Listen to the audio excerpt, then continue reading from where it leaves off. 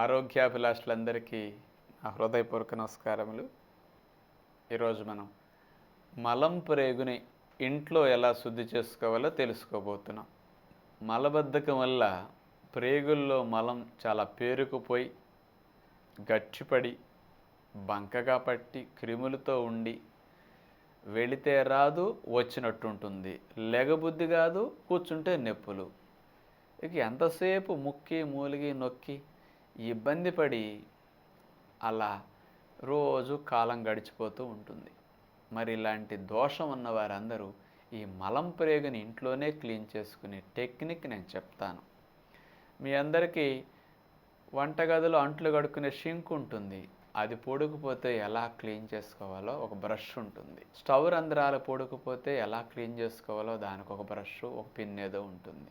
Bathroom బెజ్జం పొడుకుపోతే దాంట్లో ఏం పొడిచి ఎట్లా క్లీన్ చేయాలో ఒకటి ఉంటుంది. కమోడ్లో మోషన్ అంటుకుపోతే దాన్ని ఎట్లా క్లీన్ చేసుకోవాలో దానికి ఒక బ్రష్ ఉంటుంది క్లీన్ చేసుకోవడానికి. మరి ఇన్నిటిని క్లీన్ చేసుకోవడానికి బ్రష్లు పెట్టుకుని రోజు మార్చి రోజు క్లీన్ చేసుకుంటున్నారే, మీరు పుట్టినాళ్ళయింది. ఎప్పుడన్నా మీ ప్రేగులు క్లీన్ చేశారండి? డస్ట్బిన్ రోజు కడుగుతారు. పుట్టిన సంవత్సరాలు ఎప్పుడన్నా కడిగారా మీ ప్రేగుల్ని? సంవత్సరానికి 4-5 పెద్ద పండగల పేరు చెప్పి మీ ఇళ్ళన్నీ క్లీన్ అవుతున్నాయి. కానీ పైకి రోజు స్నానం చేసి శరీరాన్ని అంతా శుభ్రం చేసుకుంటున్నాం 2 సార్లు. కానీ ప్రేగుల్ని ఎప్పుడూ క్లీన్ చేయలేదుగా.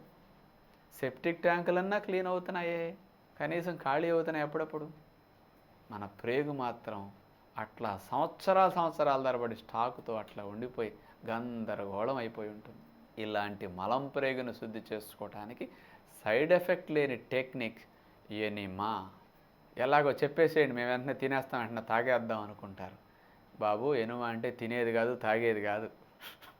ఇది మలం ప్రేగులోకి నీళ్ళు ఎక్కించుకోవటానికి ఒక చిన్న డబ్బా. ఇది సర్జికల్ షాపులో దొరుకుతుంది. ఆపరేషన్లు చేసే సామాన్ల షాపు, మెడికల్ షాప్ కాదు నేను చెప్పింది, సర్జికల్ షాప్. తెలుగులో ఆపరేషన్ల సామాన్లు అమ్మే షాప్ అని అడగండి. జిల్లా హెడ్ క్వార్టర్లోనూ పెద్ద సిటీస్లో మాత్రం ఉంటాయి ఈ షాపులు. అక్కడ ఎనిమా డబ్బా అని అడగండి. నీళ్లు పోసుకుని ఎనిమా చేసుకునే ఎనిమా డబ్బా అని అడగండి. అక్కడ ఎనిమా అంటే మందు ఎక్కించుకునే ఎనిమాలు ఉంటాయి, అవి వద్దు మనకి, అవి పనికిరావు. నీళ్లు పోసి ఎనిమా చేసుకుని ఎనిమా డబ్బా. ప్లాస్టిక్ది ఉంటాయి, అల్యూమినియం ఉంటాయి. ఏదన్నా ఒక డబ్బా ఏదో 200, 250, 300 లోపు దొరుకుతుంది, కొనుక్కోండి. డబ్బా, దానికి కనెక్షన్ పెట్టుకుని ఒక ట్యూబు, దానికి చివర్లో పెట్టుకుంటే ఆన్ ఆఫ్ ట్యాపు, నాజల్స్, ఈ సెట్ అంతా ఇస్తారు. ఇది తెచ్చుకోండి. డబ్బాకి ఆ ట్యూబ్ కనెక్షన్స్ చేసేసుకోండి. ఒక చివర ట్యూబ్కి డబ్బాకి తగిలించేయండి, ఇంకొక చివర ట్యూబ్కి ఆన్ ఆఫ్ ట్యాప్ పెట్టండి. ఆ ట్యాప్కి నాజల్స్ 2 ఉంటాయి, పిల్లల నాజల్, పెద్ద నాజల్ అని. ఆ నాజల్ ఒకటి పెట్టుకోండి. నాజల్కి కొబ్బరి నూనె రాసేసేయండి చివరమ్మట, మలద్వారంలోకి ఫ్రీగా పెట్టుకోవడానికి. డబ్బా నీళ్లు శుభ్రంగా కడిగేసేయండి. ఇక ఎనిమ 1.5-2 ఏళ్ల పిల్లవాడి నుంచి ముసలివారి వరకు ఎవరైనా చేసుకోవచ్చు. ఏమి సైడ్ ఎఫెక్ట్స్ ఉండవు. Plain water enema. కాచి చల్లార్చే నీళ్లు గోరువెచ్చగా ఉన్నప్పుడు డబ్బాలో పోయండి. చంటి పిల్లవాడికి నీళ్ళు ఎలా పోస్తారు మీరు? ఆ నీళ్లు వేడి, గోరువెచ్చని నీళ్ళు. అంటే కాచి చల్లార్చినంటే క్రిములు ఉండవు. అలాంటి నీళ్లు గోరెచ్చగా ఉన్నప్పుడు డబ్బాలో పోసి ఎనిమాకి రెడీ చేసుకుంటాం. ఎనిమా ఎప్పుడు చేసుకోవాలి అంటే పొట్ట ఖాళీగా ఉన్నప్పుడు చేసుకోవాలి. లేచిన వెంటనే యూరిన్కి వెళ్ళండి. బాగా మోషన్ వస్తున్నదంటే వెళ్ళండి. ఇక ఏ విధమైన ఇబ్బంది లేదన్నప్పుడు, పొట్ట ఖాళీగా ఉన్నప్పుడు ఎనిమా మొదలెట్టాలి. ఇక బాత్రూంలో ఎనిమా చేసుకోవచ్చు.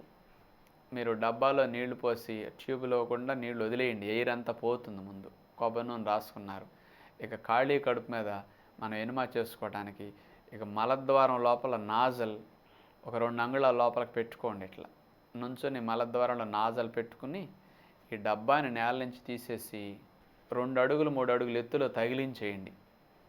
మీరు కింద పడుకోండి. చలి వేసినప్పుడు పక్కకు తిరిగి కాళ్ళు మడిచి మునగర తీసి పడుకుంటారు కదా, అలా పడుకుని కొంచెం ఆన్ ఆఫ్ ట్యాప్ తిప్పుకోండి. డబ్బా ఎత్తు మీద ఉంది, నీరు పల్లం వెరుగా ట్యూబ్ గుండా ఆ నీళ్లు మలద్వారంలోకి ఎక్కుతాయి. కొంచెం ఎక్కనట్టు అనిపిస్తే కొంచెం అటు ఇటు కదుపుకోండి, ట్యూబ్ కొంచెం లోపలికి జరుపుకోండి. మొత్తం మీద నీళ్లు ఎక్కుతున్నట్టు డబ్బాలో నీళ్లు తగ్గుతుంటే గుర్తు అనమాట. ఇలా 4-5 నిమిషాలు పడుకుంటే డబ్బాలో నీళ్లు ఎక్కేస్తాయి. ట్యూబ్ తీసేసేయండి, దొడ్లోకి వెళ్ళండి. కొత్తలో అలవాటు లేనప్పుడు అరడబ్బా నీళ్ళు ఎక్కేసరికి ఏదో వచ్చేస్తున్నది అనే ఫీలింగ్ మొదలవుతుంది. ఎందుకంటే లోపల బోల్డ్ స్టాక్ ఉంది కాబట్టి నీళ్ళు ఎక్కువ ఎక్కవేక, అందుకని గొడవ మొదలవుతుంది కాబట్టి ట్యూబ్ తీసి దొడ్లోకి వెళ్ళిపోండి. దొడ్లోకి ఎనుమా చేసుకున్న తర్వాత వెళితే పావు గంట 20 నిమిషాలు కూర్చోవాలి కంపల్సరీ. కూర్చున్న వెంటనే నీళ్లు మలం కొంత బయటకు వచ్చేస్తుంది. 4 నిమిషాలు ఏమి రానట్టు అనిపిస్తే నుంచుని పొత్తి కడుపు కింద పైన ఒత్తి మళ్ళీ కూర్చోండి, మళ్ళీ కొంత వస్తుంది. మళ్ళీ 2-3 నిమిషాలు 4 నిమిషాలు రానట్టు అనిపిస్తే ఒక్కసారి నుంచుని మళ్ళీ ఒత్తి కూర్చోండి.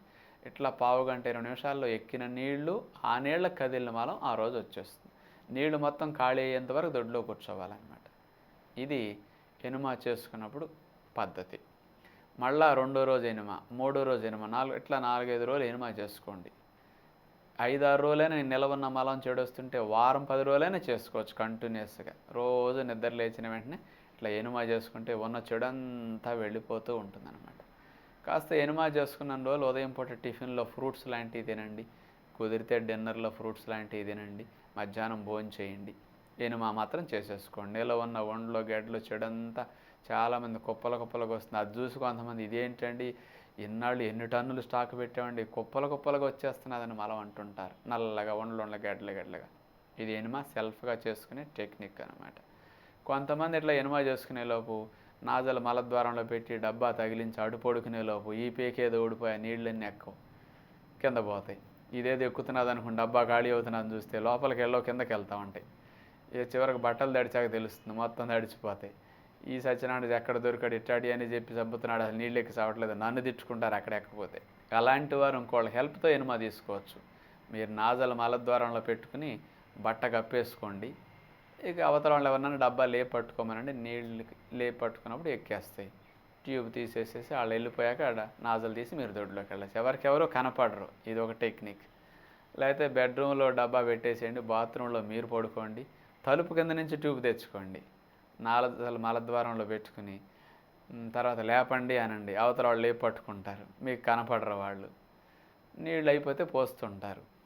అట్లా ఎనుమా ఇంకోళ్ళ హెల్ప్తో చేసుకోవచ్చు అనమాట. 5-6 నిమిషాల్లో డబ్బా నీళ్ళు ఎక్కేస్తాయి. అవసరమైతే ఇంకో అరడబ్బా నీళ్ళని పోసి ఎక్కించుకోవచ్చు. డబ్బాన్నర 2 డబ్బాల నీళ్ళు కూడా అలవాటు మీద ఎక్కుతాయి నిదానంగా, ప్రేగుల్లో మలం ఖాళీ అయ్యే కొద్దీ. కొత్తలో అరడబ్బా ఎక్కిన నిదానంగా ఇంకో డబ్బా నీళ్ళని ఎక్కించుకోండి అలవాటు మీద. అంటే 2-3 రోజుల్లో డబ్బా నీళ్ళు ఎక్కేస్తాయి అనమాట. ఇట్లా రోజుకొక్కసారి 10 రోజులు, 15 రోజులు, వారం రోజులు, 5-6 రోజులు ఎనుమా చేసుకోవచ్చు. పిల్లలకి కడుపు నొప్పి ఉన్నా, జ్వరం వచ్చినా, ఆకలి అవ్వకపోయినా, సరిగా భోజనం చేయకపోయినా, మోషన్ సరిగా వెళ్ళకపోయినా చిన్నపిల్లలకు కూడా ఎనుమా చేసేయండి. 2 రోజులు శనాదివారాల సెలవుల్లో శుభ్రంగా కడిగినట్టు కొట్టేస్తుంది అనమాట. ఎంత బాగా దోషం అంతా వెళ్ళాక వాళ్ళకి బాగా తింటారో మీకే అర్థమైపోతుంది. మీరు కూడా ఎనుమా చేసుకుని కడిగేస్తే శుభ్రంగా ప్రేగులు క్లీన్ అయిపోతాయి. అందుకని మలం ప్రేగులో ఉన్న దోషాన్ని తీసేసాం. ఇక నుంచి మంచిగా కూరలు ఎక్కువ, మంచిగా పండ్లు ఎక్కువ, మంచిగా ముడి బియ్యంతో అన్నము ఇలాంటివి తినేస్తుంటే పీచు పదార్థాలతో బాగా మోషన్ సాఫీగా వచ్చేస్తుంది అనమాట.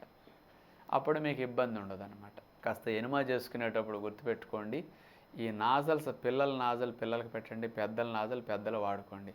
కొంతమంది ఇంత పొడుగు నాజలు అందరూ ఇది ఎందుకు లేని చిన్నపిల్లల నాజలే పెద్దవాళ్ళు పెట్టుకుంటారు.